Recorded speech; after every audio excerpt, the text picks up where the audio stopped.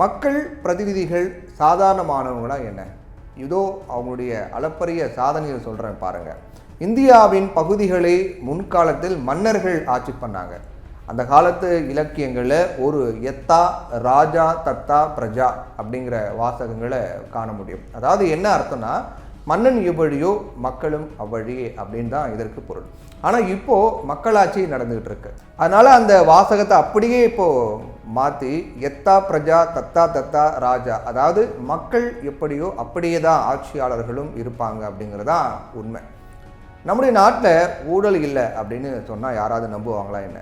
ஊழல் இல்லாத ஆட்சி எங்கள் ஆட்சி அப்படின்னு யாருமே வெளிப்படையாக சொல்ல முடியாத ஒரு நிலைமை தான் இன்றைக்கி இருக்குது. ஓட்டுக்கு லஞ்சம் வாங்கும் மக்கள் இருக்கும்போது அவங்களுடைய பிரதிநிதிகள் வேறு எப்படி இருப்பாங்க அப்படிங்கிற கேள்வியை எழுப்பாமல் இருக்கவே முடியல. ஊழல் அப்படின்னு மட்டுமல்ல, பாலியல் குற்றங்களிலும் நம்முடைய பிரதிநிதிகள் கொடிகட்டி பறக்கிறாங்க அப்படிங்கிறதான் இப்போது இருக்கக்கூடிய வேதனையாக இருக்குது. ஜனநாயக சீர்திருத்தங்களுக்கான கூட்டமைப்பு, அதாவது அசோசியேஷன் ஃபார் டெமோக்ராட்டிக் ரிஃபார்மர்ஸ் அப்படின்னு சொல்லப்படக்கூடிய ATR வெளியிட்ட அறிக்கையின்படி எம்எல்ஏக்கள் மற்றும் எம்பிக்கள் 151 பேர் மீது பெண்களுக்கு எதிரான குற்றங்களில் ஈடுபட்டதாக வழக்குகள் பதிவு செய்யப்பட்டு இருக்கு. 300 பக்கங்கள் கொண்ட இந்த அறிக்கையில் பெண்களுக்கு எதிரான குற்றங்கள் அப்புறம் வன்புணர்வு செய்ததாக எத்தனை எம்பிக்கள் மற்றும் எம்எல்ஏக்கள் குற்றம் சாட்டப்பட்டிருக்காங்க அப்படிங்கிற பற்றிய தகவல் இதில் வந்திருக்கு. இது தவிர எந்தெந்த கட்சியை சேர்ந்த எத்தனை எம்எல்ஏக்கள் எம்பிக்கள் இந்த பட்டியலில் இருக்காங்க அப்படிங்கிற தகவலும் தெரிவிக்கப்பட்டிருக்கு. நாட்டில் இருக்கக்கூடிய 4809 எம்பிக்கள் மற்றும் எம்எல்ஏக்களில் தேர்தல் ஆணையத்தில் சமர்ப்பித்த பிரமாண பத்திரங்களை ATR மற்றும் நேஷனல் எலெக்ஷன் வாட்ச் அமைப்புகள் இணைந்து ஆய்வு பண்ணியிருக்காங்க. இந்த பிரமாண பத்திரங்கள் மூலமாக எம்எல்ஏக்கள் எம்பிக்கள் தங்களுக்கு எதிராக பதிவு செய்யப்பட்ட வழக்குகள் குறித்த தகவல்கள் அந்த பிரமாண பத்திரங்களில் கொடுக்கப்பட்டிருக்கு. இதில் பெண்கள் மீதான தாக்குதல்கள் குறித்த விவரங்களையும் ATR அமைப்பு ஆய்வு செஞ்சாங்க. முதல்ல பெண்கள் மீதான குற்றங்கள் அப்படின்னு வரையறுக்கப்படக்கூடிய விஷயங்களை பார்க்கலாம். பெண் மீது ஆசிட் வீச்சு, பாலியல் வன்கொடுமை, பாலியல் துன்புறுத்தல், வன்புணர்வு, பெண்ணின் ஆடையை களைவதற்காக ஒரு பெண்ணை தாக்குதல், ஒரு பெண்ணை பின்தொடர்தல், மைனர் பெண்ணை பாலியல் தொழிலுக்காக வாங்குவது மற்றும் விற்பது, கணவன் அல்லது உறவினர்களால் பெண்கள் துன்புறுத்தப்படுவது ஆகிய குற்றங்கள் இதில் அடங்கும். திருமணமான பெண்ணை வேணும்டே பின்தொடர்வது அல்லது கடத்தி செல்வது, அந்த பெண்ணின் அனுமதியின்றி வலுக்கட்டாயமாக சேர்ந்து வாழ்வது, முதல் மனைவி உயிரோடு இருக்கும்போது இன்னொரு பெண்ணை திருமணம் செய்து கொள்வது, அப்புறம் வரதட்சணை கொலை ஆகியவையும் இதில் அடங்கும்.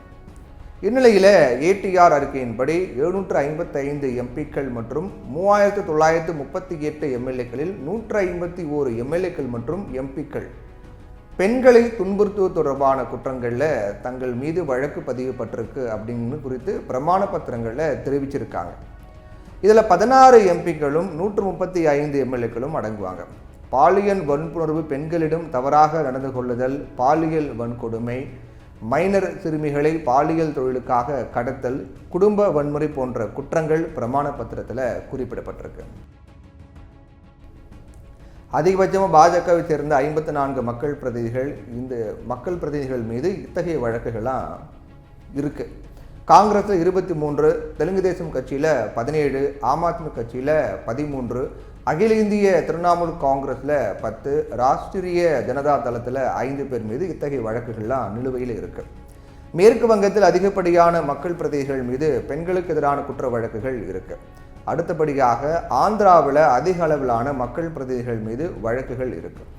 இந்த எண்ணிக்கை மேற்கு வங்கத்தில் 25, 25ல் 21 எம்எல்ஏக்கள், 4 எம்பிக்கள், ஆந்திராவில் 21, அதில் 21 பேரும் எம்எல்ஏக்கள் தான், ஒடிசாவில் 17 பேர், 16 எம்எல்ஏக்கள், 1 எம்பி, டெல்லி மற்றும் மகாராஷ்டிராவில் 13 பேர், டெல்லியில் 13 எம்எல்ஏக்கள், மகாராஷ்டிராவில் 12 எம்எல்ஏக்கள் மற்றும் 1 எம்பி.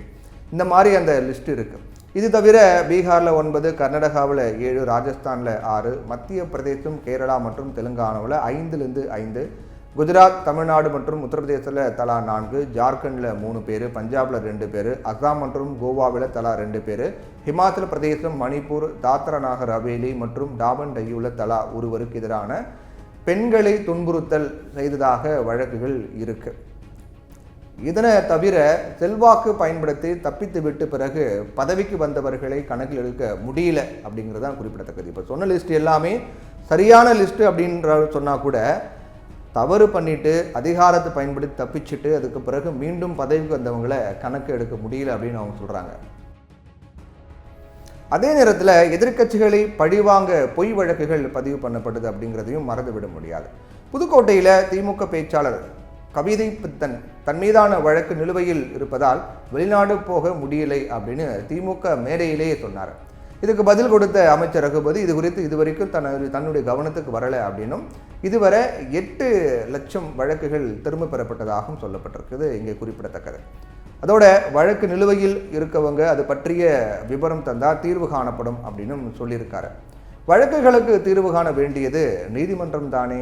அரசியல் கட்சிகள் சார்பில் நிறுத்தப்படக்கூடிய வேட்பாளர்கள் தங்கள் மீதான வழக்குகள் விவரத்தையும் அது தொடர்பான விளக்கத்தையும் பகிரங்கமாக வெளியிட வேண்டும். தேர்தல் ஆணையம் இதனை பலமுறை வலியுறுத்தியும் கூட வேட்பாளர்கள் இதை முறையாக பண்ணுறது இல்லை. தேர்தல் ஆணையமும் இதனை பெருசாக எடுத்துக்கொண்டதாக தெரியல. மக்களும் இதை பற்றி கவலைப்படுவதாக தெரியல. மங்கை சூதகமானால் கங்கையில் குளிக்க செல்கிறார்கள், கங்கையே சூதகமானால் எங்கே போய் முட்டிக்கொள்வது அப்படிங்கிற கேள்விதான் நமக்கு எழுது.